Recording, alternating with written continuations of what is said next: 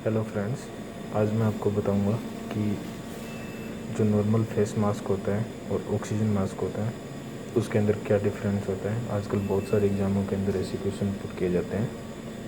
तो ये जो हमने लिया है ये स्ट्रक्चर, ये इंस्ट्रूमेंट अपना नॉर्मल फेस मास्क है, जिसके अंदर बॉडी पार्ट ये ऊपर इसका जो है ये ओरिफिस रहता है। ये साइड नोज़ की रहेगी, ये साइड नीचे लिप की रहेगी। ये इसी तरीके से लगाता है। इसके अंदर ये रिटर्निंग हुक की तरह काम करते हैं। आजकल ये ट्रांसपेरेंट आने लग गए, पहले ये ट्रांसपेरेंट नहीं था तो उसके अंदर ये रिटर्निंग हुक भी होते थे। ये भी फेस मास्क की है और ये साइज़ के अकॉर्डिंग आते हैं, अलग अलग 2 नंबर 3 नंबर साइज़ में आता है, जो अलग अलग एज ग्रुप में यूज़ होता है। तो ये रिटर्निंग हुक है।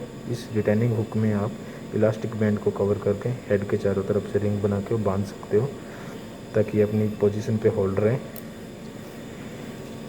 इसके जो पार्ट्स होते हैं, ये पार्ट्स इसका रिम है, ओरिफिस है।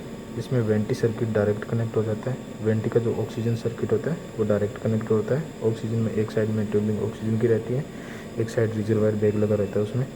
और ये इसकी बॉडी है जो एकदम हार्ड है, और ये इसका रिम है जो एकदम सॉफ्ट पार्ट है, बहुत ही सॉफ्ट पार्ट, जो किसी भी टाइप का प्रेशर शॉट या मतलब स्किन को डैमेज नहीं कर सकता है।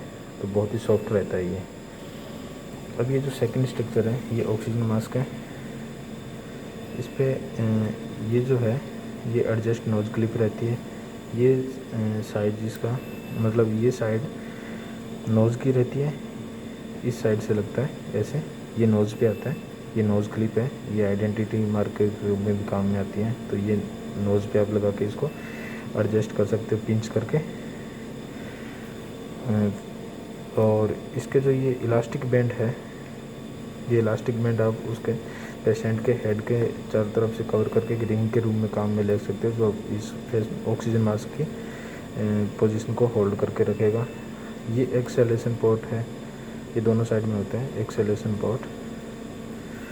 और ये इसका अडेप्टर है, ये अडेप्टर है ऑक्सीजन का, ये अडेप्टर है। इसके नीचे एक नेबुलाइजर जार भी लगा रहता है। जो नेबुलाइजर मास्क होता है उसके अंदर में मेनली देखने को मिलता है, उसमें नेबुलाइजर जार लगा रहता है, लेकिन इसमें डायरेक्ट अडेप्टर लगा हुआ है। अडेप्टर के बाद ये ट्यूबिंग है ऑक्सीजन की, और ट्यूबिंग के बाद यहाँ पे एक इसका जो दूसरा एंड होता है वो कनेक्टर होता है। ये कनेक्टर मशीन में या फिर ऑक्सीजन सप्लाई में आप इसको लगा सकते हैं डायरेक्ट, ठीक है। तो आजकल जो ये ट्रांसपेरेंट आते हैं, ट्रांसपेरेंट आने का एक बेनिफिट ये भी है कि ट्रांसपेरेंट में अगर पेशेंट वॉमिटिंग करता है या फिर उसमें ब्लड लीक हो रहा है माउथ से, या वो स्वालो कर रहा है कुछ, या फिर उसके लिप का डिस्कलरेशन हो रहा है, या कहीं पे प्रेशर बन रहा है, तो अपन वो इजी से आइडेंटिटी कर सकते हैं, पहचान सकते हैं, अंदर से दिख जाएगा वो डायरेक्टली, और हम इसको लूज़ कर सकते हैं या फिर थोड़े टाइम के लिए चेंज कर सकते हैं। तो कंफ्यूज नहीं होना, आजकल एग्ज़ाम के अंदर फ़ोटो भी दी जाती है और पूछ भी लेते हैं। ये फेस मास्क में क्या होता है कि ये जो ओरिफिस होता है, ओरिफिस पे ये डायरेक्ट एम्बू बैग कनेक्ट हो जाता है। ये एम्बू बैग है और इसके नीचे रिजर्वायर बैग लगा रहता है, जिसकी कैपेसिटी 1 से 1.5 लीटर की होती है, 1.5 लीटर की होती है ये।